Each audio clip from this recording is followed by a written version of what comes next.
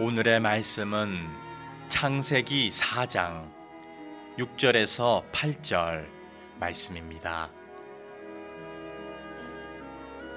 여호와께서 가인에게 이르시되 내가 분하여 함은 어찌 됨이며 안색이 변함은 어찌 됨이냐. 내가 선을 행하면 어찌 낯을 들지 못하겠느냐. 선을 행하지 아니하면 죄가 문에 엎드려 있느니라. 죄가 너를 원하나 너는 죄를 다스릴지니라. 가인이 그의 아우 아벨에게 말하고 그들이 들에 있을 때에 가인이 그의 아우 아벨을 쳐 죽이니라. 아멘. 진짜 우리가 자녀를 사랑하고 자녀가 잘 되기를 바란다면 다른 그 어떤 것보다도 자녀를 위해서 기도해야 됩니다. 그래서 오늘 설교 제목은 자녀를 위해 기도해라. 따라합시다. 자녀를 위해 기도하자. 오늘 창세기 4장에 나오는 가인의 이야기를 통해서 우리는 어떤 자녀들을 키워야 할까? 지난 시간에 아담과 하와가 에덴 동산에서 추방된 이야기를 소개해 드렸습니다. 하나님께서 그들을 긍휼히 여기셔서 나뭇잎삭으로 만든 치마 대신 아마도 양일 거라는 생각이 드는데 양을 죽여서 양이 죽게 하는 모습을 보게 하시고, 그리고 양을 그렇게 죽여서 하나님 앞에 제사하는 법을 가르친 다음 그 가죽을 벗겨서 가죽 치마를 만들어서 입혀 주셨죠. 하나님이 만들어 주신 그 가죽 옷을 입고 그들은 에덴 동산을 나와 적당한 한 곳에 정착하기 시작합니다. 그리고 아담은 에덴 동산에서는 농사 짓지 않고도 살 수 있었지만 에덴 동산을 떠나서는 살아야 하기에 농사를 짓기 시작합니다.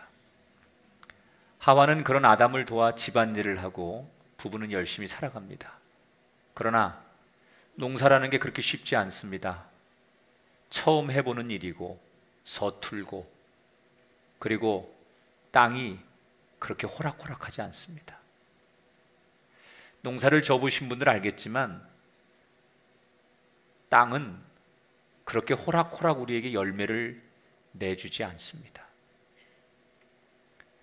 아마 아담은 평생 경험해보지 못한 이 농사라는 게 이렇게 힘든 거구나 라는 걸 경험하며 시행착오를 하며 농사를 짓기 시작합니다.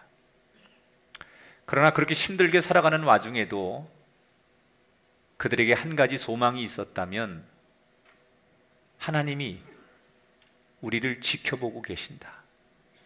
비록 에덴 동산에서처럼 하나님을 직접 만날 수는 없지만 하나님께서 예배하는 법을 가르쳐 주셨고 그 예배를 통해서 하나님을 만나고, 그런 우리를 하나님은 날마다 지켜보고 계신다.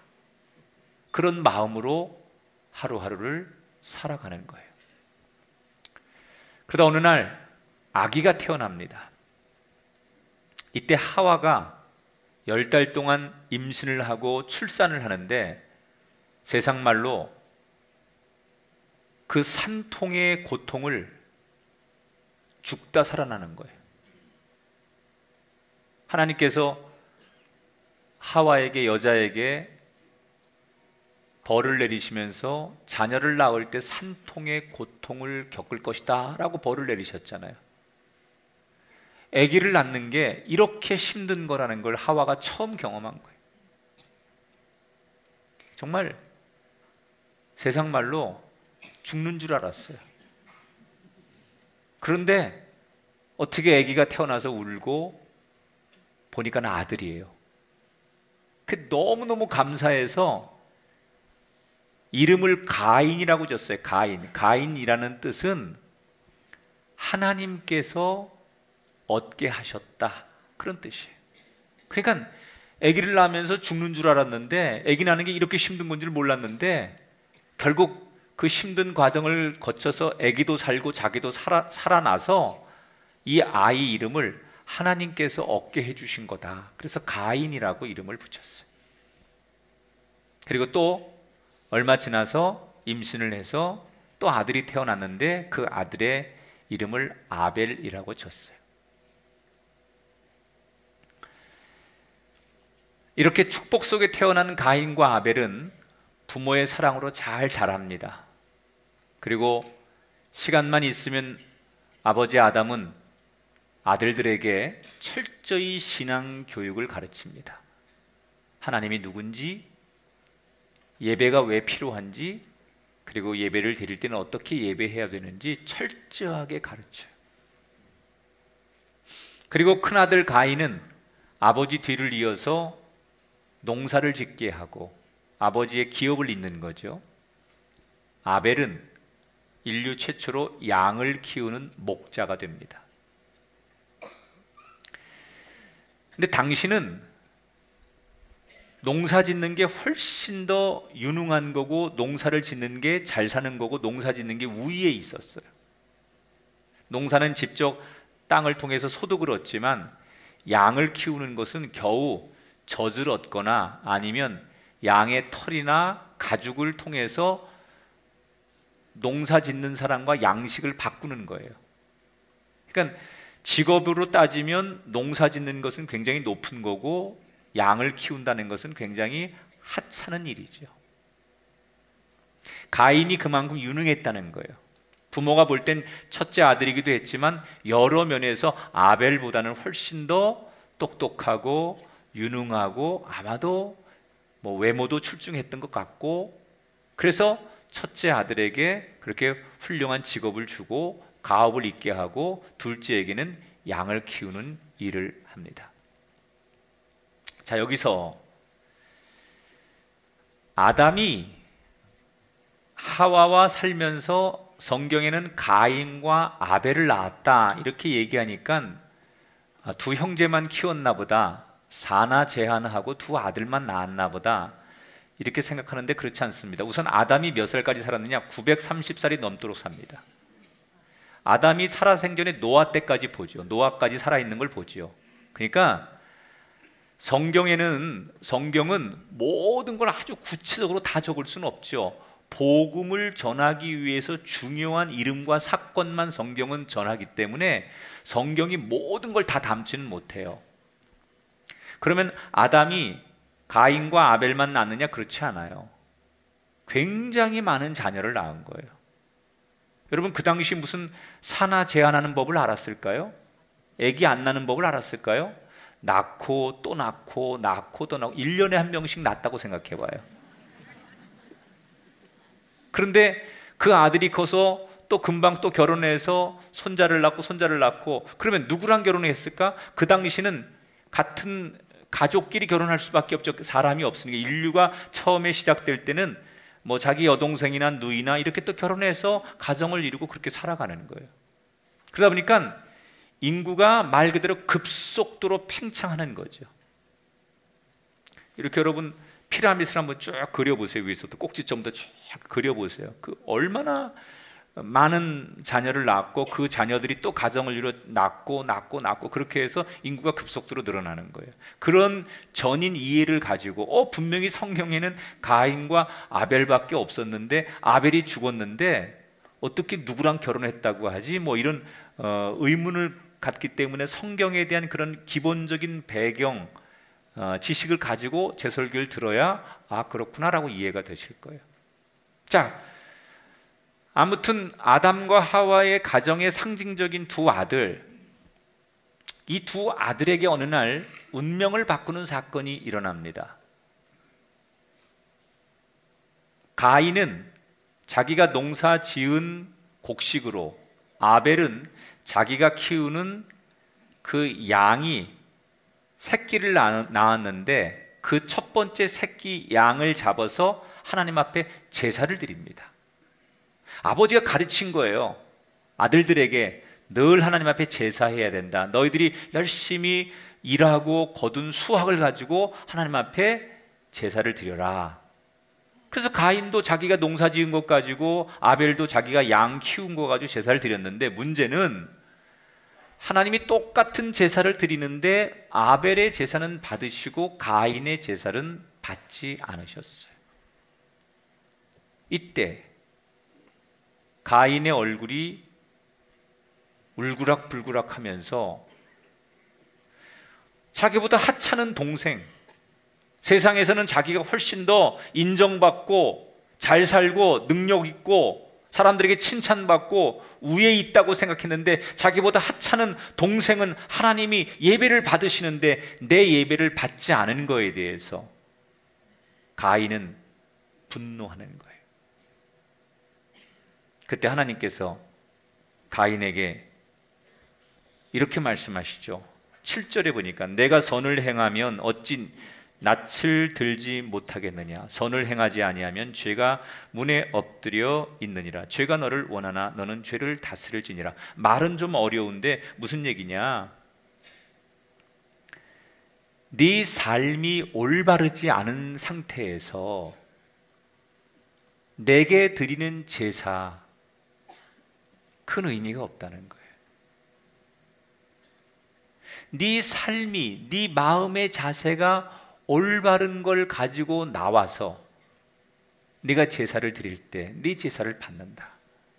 지금처럼 네가 형식적으로 세상에서는 나에 대한 경외하는 마음도 없고 제사에 대한 진실한 마음도 없으면서 형식적으로 드리는 제사에 대해서 그런 제사를 받을 수 없다, 그런 얘기예요.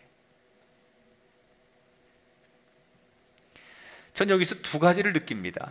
첫째는 우리가 보통 하나님의 음성을 듣는다, 어느 시대든지 그건 큰 영광이고 은혜죠. 성경에 나오는 훌륭한 분들은 하나님의 음성을 들어요. 그런데 하나님의 음성을 듣는다고 그게 다 축복이냐? 아니라는 거예요. 분명히 가인도 하나님의 음성을 들었어요. 음성을 듣는 게 축복이 아니라 하나님의 음성을 듣고 아멘으로 그 말씀을 받아들여야 그게 축복인 거예요. 하나님이 가인에게 분명히 말씀하셨어요. 내가 내 제사를 안 받는 이유, 그러니까 네가 이렇게 고치면 된다는 거예요. 그런데 가인은 하나님의 음성을 듣고도 그 음성을 아멘으로 받아들이지 않고 거부합니다. 대신에 내가 하나님 앞에 이렇게 인정받지 못하는 것은 비교 대상인 동생 아벨이 있기 때문에, 하나님께서 아벨을 보시면서 나를 비교하기 때문에 내 예배를 받지 않는다고 아벨 탓을 하며 분노하기 시작해요. 그래서 그때부터 동생을 미워하죠. 그리고 동생과 자주 다퉈요. 동생에게 시비를 거는 거예요. 그래서 자꾸 동생과 분쟁이 생깁니다. 그러다가 어느 날 가인이 아벨에게 함께 산책을 나가자고 제안을 하고 동생을 데리고 아무도 없는 들에 둘이 나가게 됩니다. 두 사람 위에는 아무도 없습니다. 그때 형 가인이 옆에 있는 돌을 들어 동생을 쳐서 동생을 죽입니다. 그리고 그 들에 동생을 파묻어 버려요. 그 동생에 대한 열등감, 동생에 대한 미움, 이런 것들이 감정이 그동안 쌓여 있다가 결국 동생을 살인하고 동생을 죽이고, 그리고 혼자 무슨 생각을 하느냐? 이제 더 이상 나의 인생에 비교 대상이 없으니, 하나님이 비교할 게 없으니까 내 예배를 받으실 거다. 죄책감을 갖기보다는 오히려 안심하고, 그는 부모님이 만약에 동생을 찾으면 잘 모르겠다고 둘러댈 마음으로 집으로 돌아옵니다. 자, 우선 이렇게 지금 끔찍한 인류 최초의 살인이 일어나는 거예요. 자, 그럼 여기서 하나 정리할 거. 왜 하나님께서 아벨의 제사는 받으시고 가인의 제사는 받지 않았느냐? 조금 전에 설명을 했지만, 가인이 하나님이 내 제사를 안 받으신 것은 아벨 탓이다 이렇게 얘기했지만 사실은 아벨과는 전혀 상관이 없는 거거든요. 그가 선하게 살지 않았기 때문에 하나님께서 그 제사를 안 받으신 거예요. 그럼 하나님 뭘 보고 가인의 삶은 선하지 않다고 하셨고 아벨의 삶은 선하다고 하신 걸까? 우리가 성경을 보면 무심코 넘길 수 없는 표현 하나가 힌트를 줘요. 자, 3절 4절을 읽어볼게요. 같이 읽습니다. 가인의 땅에 소산으로 제물을 삼아 여호와께 드렸고 아벨은 자기 양의 첫 새끼와 그 기름으로 드렸더니, 자, 둘 다 농사를 짓는 것도 수고하는 거고 양을 키우는 것도 수고하는 거예요. 자기들이 열심히 땀 흘려 수고해서 얻은 것으로 하나님 앞에 제사를 드렸어요. 근데 아벨은 뭘 했다고요? 첫 번째 양. 여러분, 뭐든지 첫 번째가 얼마나 귀합니까? 첫 번째라는 의미는 대단한 거예요. 첫 열매, 첫 소득, 첫 결실, 이건 굉장히 중요한 거예요. 그런데 아벨은 하나님 앞에 제사를 드리기 위해서 뭘 준비했느냐? 자기가 키우던 양의 첫 번째 새끼, 이걸 의도적으로 준비한 거예요. 첫 번째 가장 귀한 것, 토실토실하고 흠이 없는 첫 번째 것을 하나님 앞에 제일 좋은 걸 드렸다는 거예요. 근데 아벨이 이런 생각을 갖게 된 것은 어디서부터 이런 생각을 갖게 됐을까요? 아버지가 가르친 거예요. 아담이 하나님 앞에 제사할 때는 가장 좋은 걸 드려야 된다. 하나님 앞에 예배할 때는 가장 귀한 마음을 드려야 된다. 이걸 아버지가 늘 가르쳤어요. 그래서 이 둘째 아들 아벨은 아버지가 가르쳐 준 대로 가장 귀한 첫 번째 양을 제사로 드리기 위해서 준비한 거예요. 그런데 이 가인은 아버지가 가장 귀한 걸 드리라고 하는데도 가인은 짜증이 나는 거예요. 아니, 이 땅이 녹록치 않고 농사 짓는 게 힘든데 내가 땀 흘려서 내가 열심히 해서 이렇게 수확을 거뒀는데 왜 아버지는 내가 땀 흘려 열심히 수확한 이 수확물을 하나님께 바치라고 하는가? 하도 아버지가 하나님 앞에 제사해야 된다, 하나님 앞에 예배해야 된다고 하니까 아들로서 그걸 거절할 수는 없지만 아버지 하는 얘기가 아벨처럼 그렇게 깊이 교훈으로 들어오지 않는 거예요. 예배는 드리긴 드리지만 어떻게 드리느냐? 수확이 딱 열렸을 때 가장 좋은 첫 번째 수확, 가장 좋은 열매는 자기가 먹는 거예요. 배부르게 먹고 자기 것으로 만들어요. 그리고 하나님 앞에 드리는 것은 들에 나가서 그 다음 대충대충 있는 것들 가져다가 하나님 앞에 드리면 되지. 그렇게 드린 거예요. 가장 좋은 것은 자신이 먹고 그 다음 것으로 가인은 제사를 드렸어요.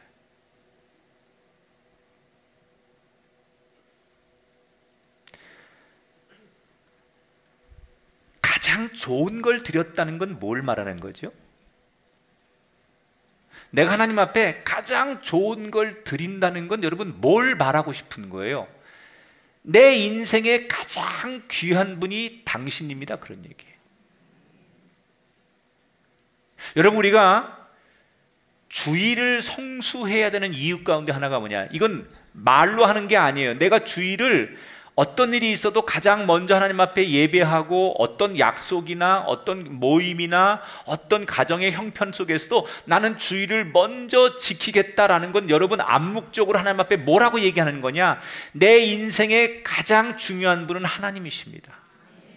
나는 세상의 친구도 중요하고 내 직장 상사도 중요하고 내 사업도 중요하지만 내 인생의 가장 중요한 건 그것보다 당신이십니다. 당신은 내 인생의 가장 위대한 분이고 가장 중요한 분입니다 라는 것을 여러분 암묵적으로 하나님 앞에 말하는 거예요. 예배가요. 그러면 하나님이 그런 우리의 메시지를 받으시고 뭐라고 말씀하시느냐? 나도 그렇다. 나를 가장 신뢰하고 나를 가장 우선으로 여기고 나를 가장 높이는 너를 나도 이 세상에서 그 누구보다도 가장 높일 것이고 가장 존귀하게 여길 것이고 가장 위대하게 만들어 줄 것이다.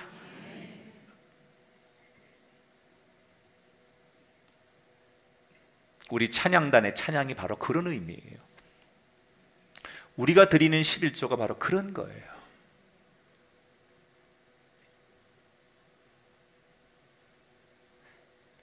지금 아벨은 자신의 인생에 있어서 가장 귀한 것을 드렸다는 것은 나는 하나님을 가장 신뢰합니다 라고 무언의 고백을 드리는 거예요. 거기에 하나님이 응답하시는 거예요. 나도 그렇다. 나를 높이고 나를 찬양하고 나를 경배하는 너를 나도 이 세상에서 가장 귀하게 여긴단다. 반면에 가장 귀한 것을 자신이 먼저 취한 가인은 하나님, 죄송하지만 당신은 저에게 첫 번째가 아닙니다. 바로 그거예요. 이 지금 가인과 아벨의 메시지는 그거예요. 여러분에게 제가 질문할게요. 여러분은 여러분의 자녀들에게 어떤 인생을 살라고 가르치고 계십니까? 열심히 노력해서 잘 먹고 잘 살아야 된다, 성공해야 된다, 돈 많이 벌어서 부유하게 살아야 된다, 이렇게 가르치시죠. 그런데 여러분, 오늘 성경에 가인과 아벨을 보십시오. 잘 먹고 잘 산다고 되는 게 아니에요. 가인은 아벨보다 잘 먹고 잘 살았어요. 그때 농사를 짓는 가인은 아벨보다 훨씬 부자였어요. 훨씬 유능했어요. 훨씬 똑똑했어요. 훨씬 인정받았어요. 세상 말로 말하면 잘 먹고 잘 살았어요. 능력이 있었어요. 그런데 잘 먹고 잘 산다고 되는 게 아니에요. 하나님이 인정하시지 않는 인생, 하늘의 불이 임하지 않는 인생, 그건 잘 사는 게 아니라는 거예요. 우리는 우리의 자녀들에게 뭘 가르쳐야 되느냐? 가장 귀한 것을 하나님께 드리는 인생이 돼야 된다고 가르쳐야 돼요. 아주 작은 용돈도 하나님의 것인 것을 기억하면서 드리게 하는 훈련, 주일이 되면 아무리 바빠도 예배 시간을 드릴 수 있게 하는 사람, 그렇게 여러분이 여러분의 자녀를 키울 때 하나님이 여러분의 자녀를 길이길이 빛나게 하실 줄 믿습니다. 가장 귀한 것을 하나님 앞에 먼저 드리는 그 자녀는 여러분이 가르치는 거예요. 예수님께서 벳세다 광야에서 그 군중들에게 먹을 것을 주라고 했을 때 소년이 보리떡 5개, 물고기 2마리, 도시락을 내놨잖아요. 그 소년은 도대체 그걸 어디서 그걸 내놓을 생각했을까요? 평상시에 그의 부모로부터 배웠을 거예요. 하나님을 위해서라면 너의 모든 것을 내놓을 줄 아는 아이가 되어라. 그런 인생관을 가져라. 그렇게 살아라. 그의 부모가 그의 자녀를 평생 그렇게 가르쳤기 때문에 그 광야에서 아무도 내놓지 않고, 다 어른들도 도시락이 있었을 거예요. 그러나 그 순수한 아이는 배운 대로 자기의 것을, 가장 귀한 것을 하나님 앞에 내놨기 때문에 주님은 그 아이를 성경에 두고두고 가장 빛나는 아이로 위대하게 사용하시는 거예요. 여러분의 자녀 입신양명도 중요합니다. 그러나 하나님께 영원히 칭찬받는 인생이 되게 하는 게 더 중요한 줄 믿습니다. 가장 귀한 것을 하나님 앞에 드리게 할 수 있는 자녀, 그게 시간이 됐든 물질이 됐든 재능이 됐든 자기의 가장 귀한 것을 먼저 하나님 앞에 드리게 하는 훈련, 이게 우리 부모들이 해야 될 일이에요.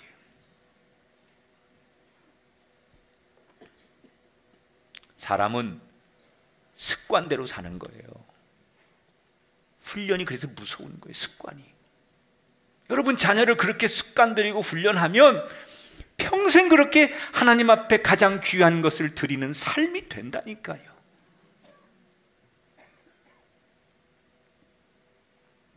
여러분의 가정에 하나님이 인정하는 아벨의 축복이 있게 되길 축원합니다. 자, 이렇게 자기 나름대로 라이벌을 처리했다고 생각하는 가인은 신나는 표정으로 집으로 돌아옵니다. 그런데 얼마 지나지 않아서 익숙한 목소리가 들려요. 하나님이 가인을 부르시는 거예요. 뭐라 부르시느냐? 가인아, 네 동생 아벨 어디 있느냐? 하나님께서 묻는 거예요.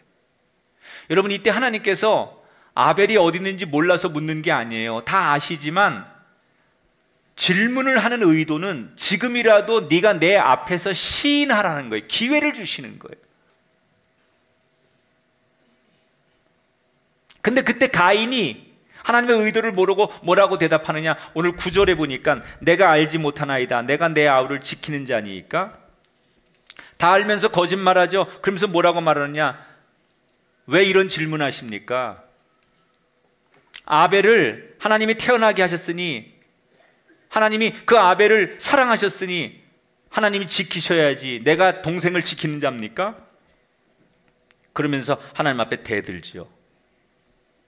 사실 하나님은 가인에게 찾아가서 아벨 어디 있느냐라고 질문하는 것은 그를 용서하고 그를 회복시키고 그에게 기회를 주고 싶어서 가신 거예요. 그런데 가인은 끝까지 회피하고 거짓말하죠. 결국 하나님께서 두 가지 벌을 내리십니다. 첫째, 이 가인에게 땅으로부터 버림받게 될 것이다. 그가 그렇게 긍지를 가지고 살던 농부로서 농사짓지 못하게 하겠다는 거예요. 그리고 가문에서 떠나서 평생 떠돌이 하는 사람이 되게 될 것이다. 고대 사회에서 땅을 갖지 못하고 가문에서 단절된다는 것은 죽음과 같은 의미예요. 살아갈 수가 없어요. 고대 사회에서. 혈통주의 사회에서 가문으로부터 단절되고 땅이 없다는 것은 살아갈 수 없다는 것을 말하는 거예요. 이때 가인이 이 하나님의 징계를 받으면서 그때서야 무서워 떨며 이렇게 얘기하죠. 하나님, 내가 아벨을 죽인 걸 아무도 모르는데 내가 아벨을 죽인 걸 알면 사람들이 나를 가만 내버려 두지 않을 겁니다. 내 형제들이, 내 자식들이, 아벨의 자식들이 나를 죽이려고 할 겁니다. 이때 하나님 뭐라고 말씀하시느냐? 누구도 너의 생명을 뺏어가지 못하도록 내가 지켜줄 것이다. 만약에 누가 너의 생명을 죽이는 이가 있으면 내가 7배나 그를 벌할 것이다. 그리고 내가 너를 죽이지 말라고 하는 징표를 너에게 주겠다 라고 하면서 너를 누구도 죽이지 못하게 하겠다는 약속을 하나님께서 하세요. 자, 살인을 한 가인을 하나님께서 왜 그 생명을 지켜주신다고 했을까? 이유는 보복 살인. 여러분 보세요. 가인이 아벨을 죽였다고 해서 그 죄를 사람들이 알아서 다시 그 죄를 물어서 가인을 또 죽이면 또 가인의 자식들이 자기 아버지를 죽인 그 사람을 찾아 또 죽일 거예요. 그러니까 복수가 복수를 낳고 피가 피를 낳는 악순환이 이 땅에서 벌어지는 것을 하나님께서 금하기 위해서 죄에 대해서 그에게 징계는 내리시지만 복수의 복수를 낳는 악순환을 버리지 말게 하기 위해서 가인의 생명을 지켜주시는 거예요. 따라합시다. 모든 것은 하나님 앞에 맡기고 복수의 마음을 버려야 합니다. 보복을 하나님이 금지시키는 거예요. 그런데 이때 하나님께서 내가 네 생명을 누구도 네 생명을 함부로 하지 못하게 하겠다라는 말씀은 그 속에 담긴 뜻은 뭐냐면 비록 네가 나한테 징계를 받아서 벌을 받아서 여길 떠나야 되지만 그러나 나는 너와 함께 하겠다는 거예요. 네 생명을 지키겠다는 건 뭘 말하는 거예요? 나는 너와 함께 하겠다고 약속하는 거예요. 그러면 가인은 그 하나님이 그때라도 자기를 버리지 않고 네 생명을 내가 지켜주겠다고 약속을 하셨으니 그 약속을 믿고 평생 하나님 앞에 감사하며 살면 될 텐데 가인은 이런 하나님의 기대를 완전히 저버리게 되죠. 자, 16절 17절을 같이 한번 읽어보겠습니다. 가인이 여호와 앞을 떠나서 에덴 동쪽 놋 땅에 거주하더니 성을 쌓고 아들의 이름으로 성을 이름하여 에녹이라 하니라. 자, 따라합시다. 성을 쌓고. 하나님은 분명히 내가 네 생명 지켜줄 테니 누가 너를 보복하지 못하게 할 테니 걱정하지 말아라, 그렇게 약속하셨어요. 그런데 이 가인이 떠돌아다니면서 아무도 의지할 곳이 없으니까 불안한 거예요. 두려운 거예요. 하나님께서는 내 생명을 지켜주신다고 약속했지만 믿을 수가 없는 거예요. 그래서 어떻게 해요? 자기가 자기를 지키기 위해서 성경에 성을 쌓다 그러는 거예요. 그건 방어벽을 쌓는 거죠. 이거는 도시를 건설하는 거예요. 자기를 위해서. 아무도 믿을 수가 없다는 거예요. 그래서 자기 생명을 누가 해할까봐, 자기 생명을 뺏어갈까봐 자기가 자기를 지키기 위해서 자기 성을 쌓는 거예요. 그 성 안에다가 무기를 갖추고, 우리로 말하면 인류 최초의 도시를 만드는 거예요. 그리고 그 도시 안에서는 문명이 발전하는 거예요. 도구가 만들어지고, 무기가 만들어지고, 음악이 만들어지고, 농사 기술과 목축업이 발전해요. 이것을 역사는 인류의 진보라고 말해요. 가인이 최초로 인류의 진보를 만든 거예요. 도시를 형성한 거예요.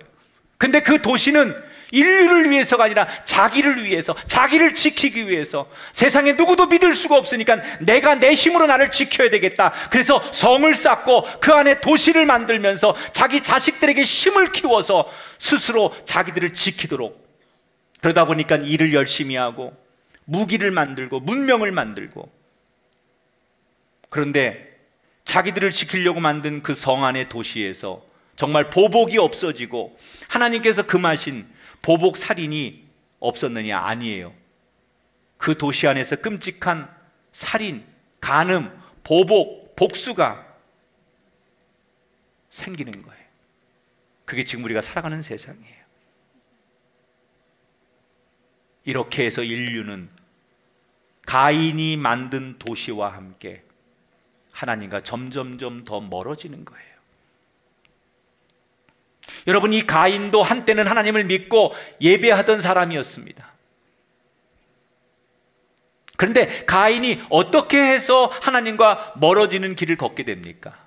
하나님께서 그의 생명을 지켜주시겠다고 약속을 했는데, 친히 표시까지 주었는데, 가인은 그 하나님이 주신 말씀, 약속에 대한 믿음보다는 두려움이 앞섰어요. 하나님이 주신 그 약속의 말씀을 믿는 것보단 불안이 앞섰어요. 여러분, 이 이야기를 지금 그대로 우리 가정으로 가져 들어와 보세요. 여러분이 지금 여러분 자녀들에게 주일날 교회 가는 2시간이 아까워서 아이들에게 학원 가야 된다고 말하는 부모님들, 야, 교회는 나중에 가도 되니까 지금은 공부해야 된다고 말하는 부모님들이 의외로 많습니다.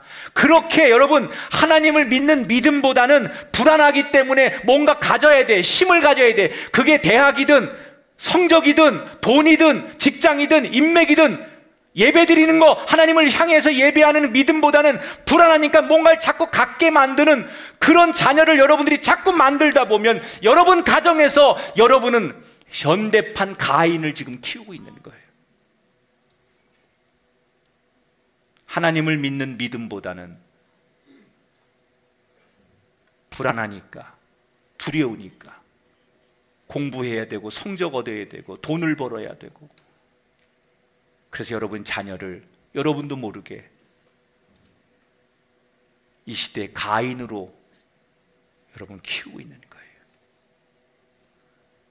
아무리 성적이 좋고 대학 잘 가고 좋은 직장, 좋은 스펙이 있어도 그 인생이 불안하면 소용없어요. 아무리 대단하게 세상으로는 성공했어도 그 자녀가 세상 길로 가면 아무 소용없어요. 여러분의 자녀를 믿음으로 키우시겠습니까? 아니면 불안과 두려움으로 평생을 살게 하시겠습니까?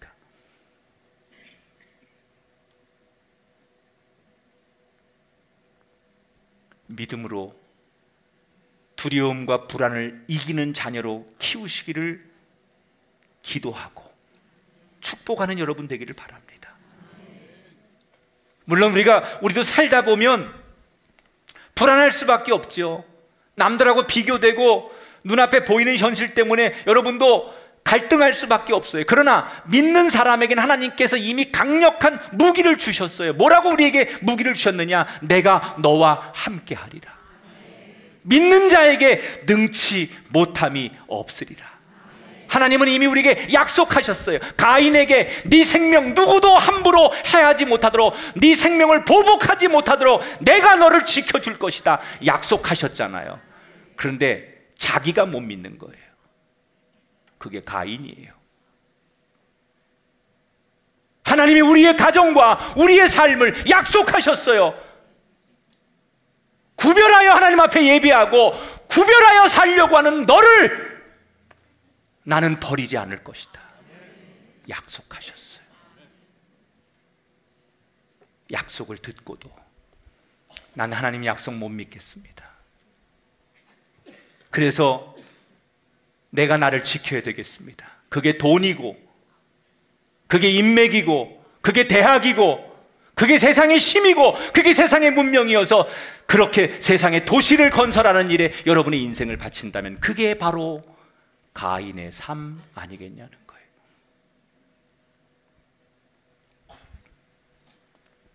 우리가 그렇게 사는 것도 안 되지만 우리의 자녀를 평생 불안해서, 두려워서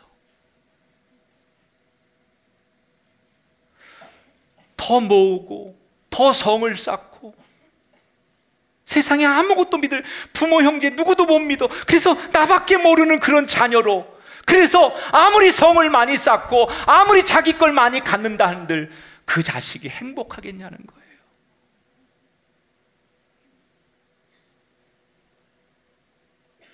오늘 이 설교 들으면서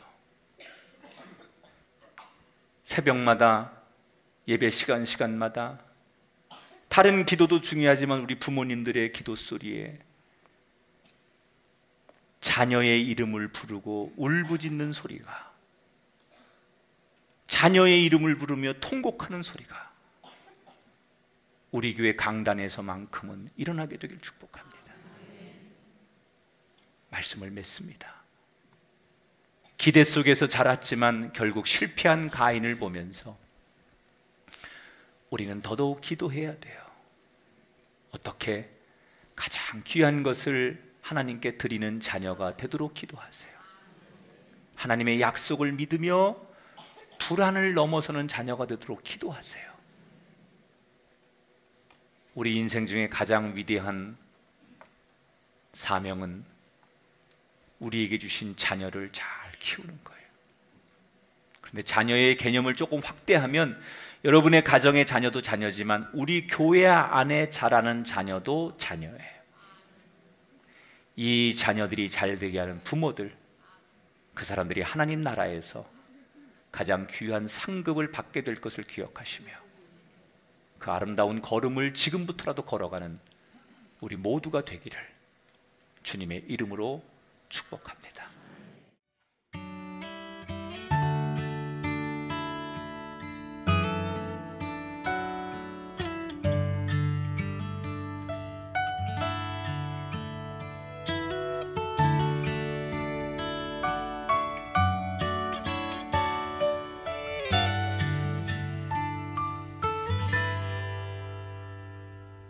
여호와는 나의 목자시니 내게 부족함 없으리요. 푸른 풀밭 쉴 만한 물가 그가 날 이끄시네. 여호와는 나의 목자시니 내가 누굴 두려워하리. 선하심과 그 인자하심 영원히 날 따르리라. 사망의 음침한 골짜기 나를 두렵게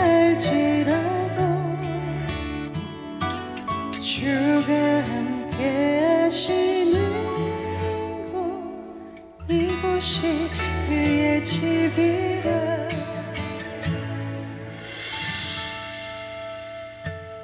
믿음으로 난 오늘을 건네 믿음으로 난 내일을 보내 믿음 이 하나만으로도 내일을 먼저 맞으리 그 사랑으로 오늘을 건네 그 사랑으로 내일을 보내 세상은 그리스도의 사랑에서 나를 끊을 수 없으리요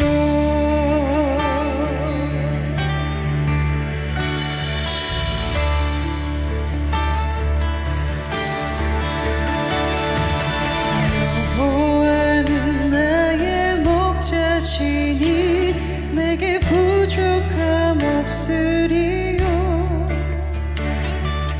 푸른 풀밭 쉴만한 물가 그가 날 이끄시네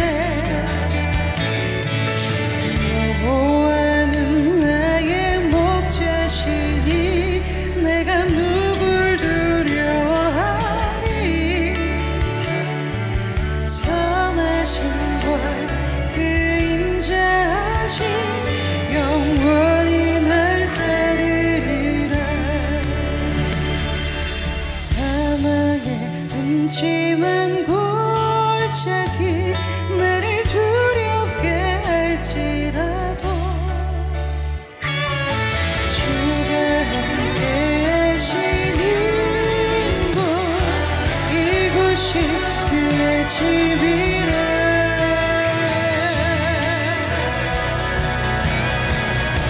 믿음으로 난 오늘을 건네 믿음으로 난 내일을 보내 믿음 이 하나만으로도 내일을 먼저 맞으리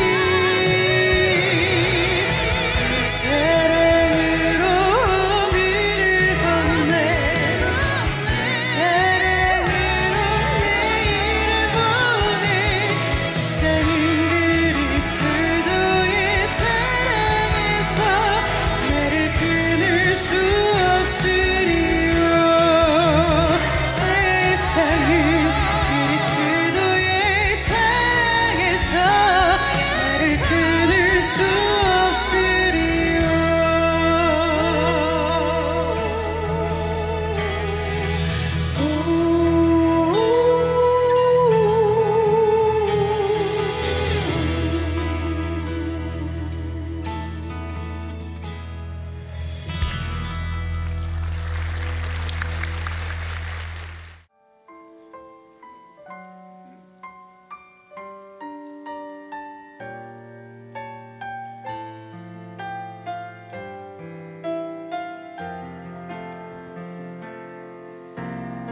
이 세상을 살아가는 동안에 나의 힘을 의지할 수 없으니 기도하고 낙심하지 말 것은 주께서 참 소망이 되심이라 이 세상을 살아가는 동안에 나의 힘을 의지할 수 없으니 기도하고 낙심하지 말 것은 주께서 참 소망이 되심이라 하나님의 꿈이 나의 비전이 되고 예수님의 성품이 나의 인격이 되고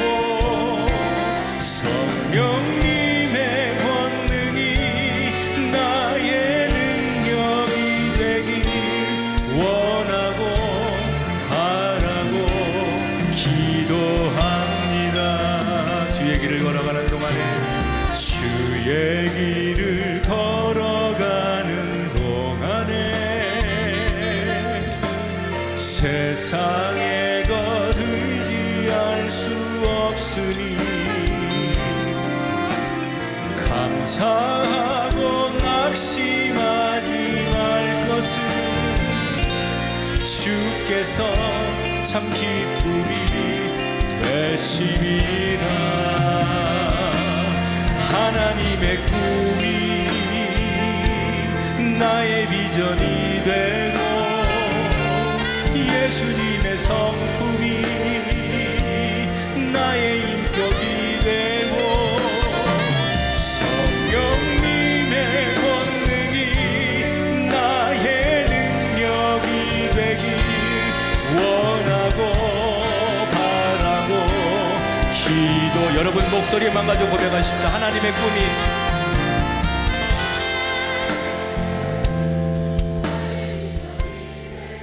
예수님의 성품이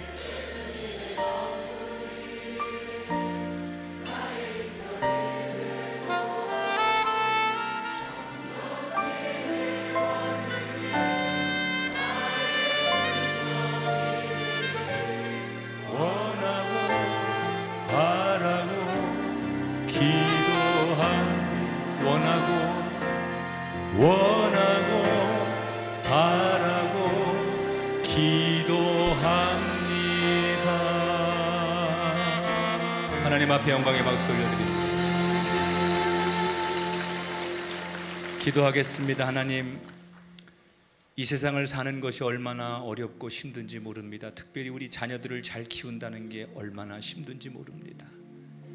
기도하지 않고 어떻게 우리 자녀를 잘 키울 수 있습니까? 하나님을 믿지 않으면서 어떻게 세상을 믿을 수 있습니까?